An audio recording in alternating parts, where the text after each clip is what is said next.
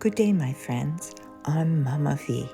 I'm super excited to share with you that I get to cook up a storm in not one but two amazing kitchens, one in Ottawa, Canada, and the other in Reggio Calabria, Italy.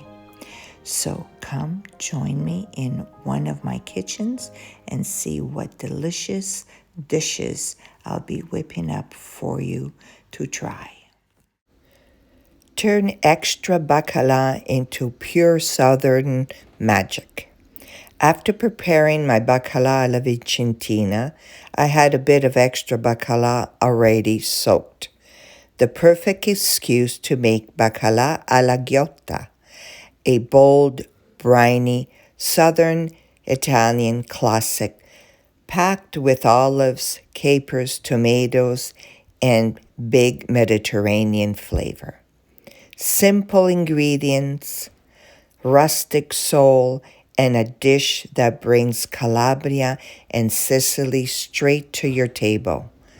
Let's cook something unforgettable. Let's go to Mama V's kitchen. So you'll need some baccalà. You would need some celery. You would need some onions, some olives, some tomatoes, some capers,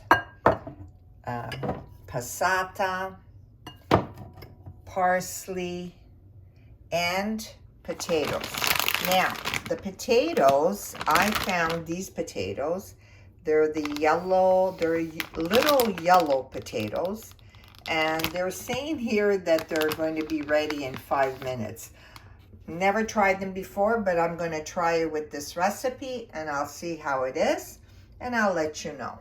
Okay, so I forgot one of the ingredients is olive oil. Good Italian olive oil. That's it. Let's pour it in there because apparently in this recipe we need a good amount.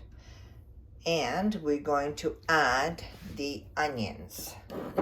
The onions, which they call it the sofrito, which is the onions and the celery. And we are going to let it cook down. Okay, so at this point, we can add the capers. There we go. And the olives. And we're going to cook it together. Now, you can also add peperoncino. The reason why I'm not adding it is because my olives are spicy. So I just don't want to add extra. But if you just put regular green olives, and if you like spicy, do add your peperoncino. Let it simmer there for a bit. At this point, you add your tomatoes. These are cherry tomatoes that there's quite a few different colors, red, yellow, and green. Add that. You can also use the red cherry tomatoes to do this recipe. Now I'm going to add some passata.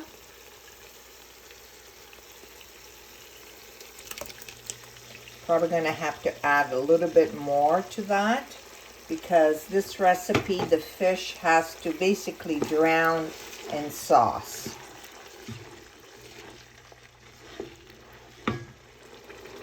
We're going to add more passata. There we go.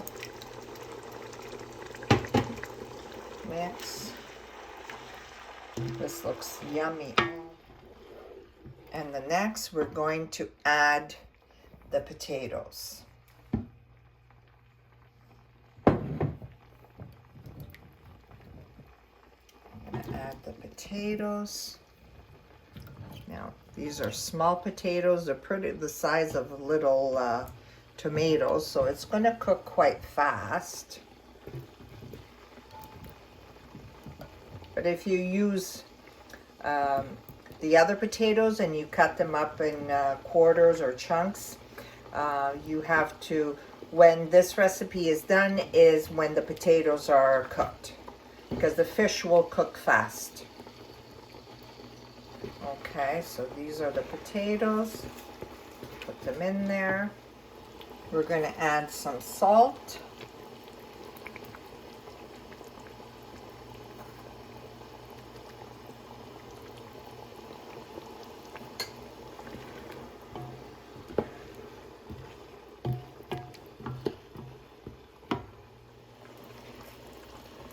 Now we're going to add the fish. Now we have to make sure that the fish is nicely in.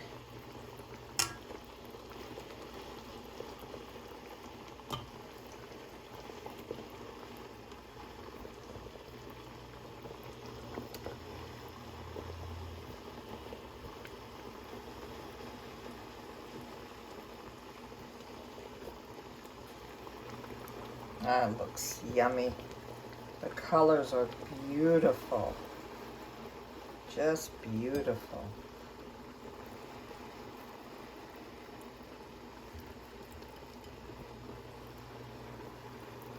Let's see if we can fit another piece.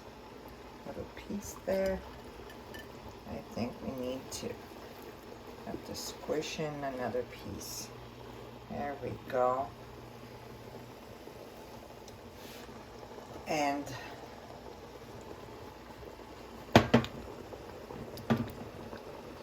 as the recipe says, to add a little bit more olive oil. There we go. That looks beautiful. And now we have to let it cook. We have to cover it. And they say between 20 to 30 minutes or until the potatoes are done. There is no need of stirring, just let it poach slowly. The fish will release its flavor and the sauce will thicken around it. A sprinkle of parsley, a drizzle of olive oil, and your baccalà alla ghiotta is ready to bring to the table. And there you have it, my baccalà alla ghiotta, bold, briny, and full of southern Italian soul.